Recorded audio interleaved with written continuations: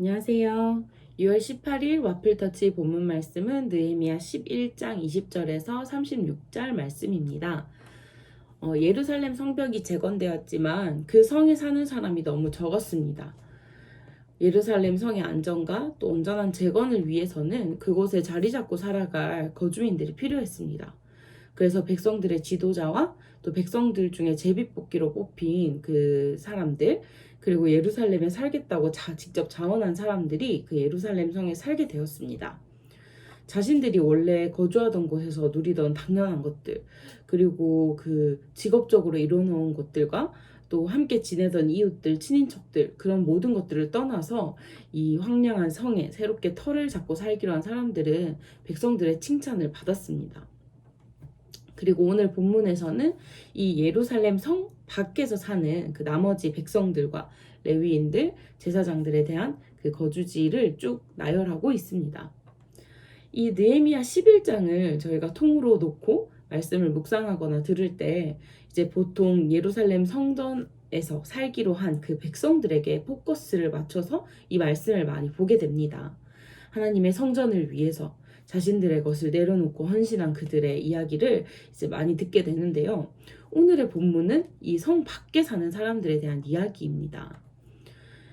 그렇다면 이 성 밖에 사는 사람들에 대한 이야기가 왜 나오는 것일까? 우리가 설교에서도 잘 다뤄지지 않는 부분인데 이렇게 한번 생각을 해봤습니다.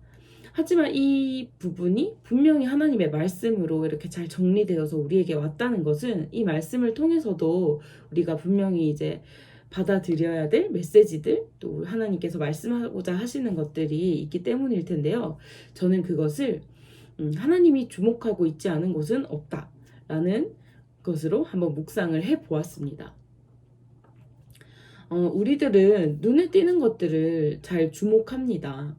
하지만 하나님께서는 꼭 사람들 사이에서 눈에 띄거나 이렇게 주목받지 않더라도 묵묵하게 자신의 자리에서 하나님을 바라며 살아가는 그 사람들도 하나님께서는 기억하고 있다라는 것입니다. 오늘 말씀을 보시면 이렇게 성 안으로 예루살렘 성으로 이주하지는 않았지만 그들에게도 여전히 주어진 일들이 있었습니다. 성전에서 봉사하는 일, 또 성전에서 노래하는 그 성가대원, 또 이스라엘 백성의 모든 행정 업무를 맡아서 하는 일, 또 여기에는 다 일일이 나와 있지 않지만 또 자신의 생업들을 충실하게 이행하며 살아가는 그 백성들이 있었을 것입니다.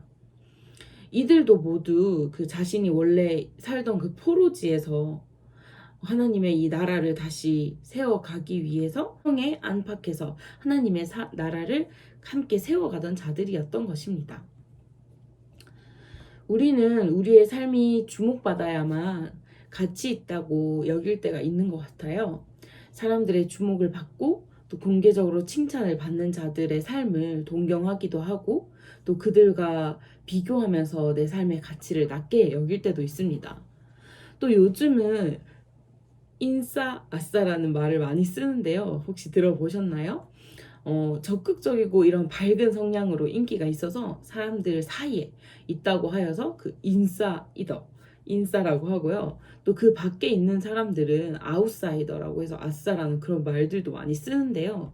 은근히 이런 계층을 나누는 말인 것 같습니다.